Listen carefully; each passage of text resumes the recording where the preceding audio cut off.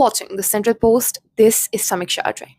Today is International Yoga Day, the 12th one. Though, if you ask anyone in India, yoga has been around a few thousand years, longer than the UN got around noticing. And that's worth sitting with for a minute. Because the timeline here is genuinely remarkable. We are talking about a practice with roots in the Indus Valley civilization.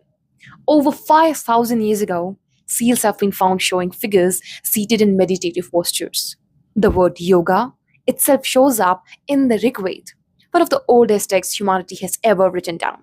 Centuries later, the sage Patanjali set down and organized all of it into the Yoga Sutras. The eight limbs, the framework most of modern practices still quietly stand on. So when people roll out a mat today, they are not doing a trend.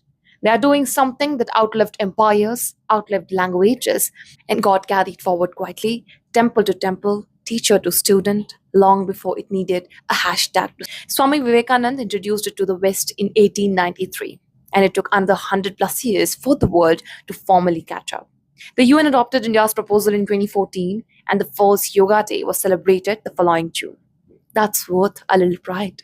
Something this old, born here in our India, is now practiced on every continent on earth. Which brings us to today. This year's theme is Yoga for Healthy Aging.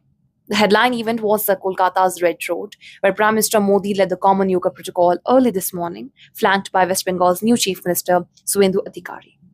The real facts, though, happened on 14th June. Over 4 lakh people joined a single live yoga session, enough to set a new Guinness World Record before the official day even began.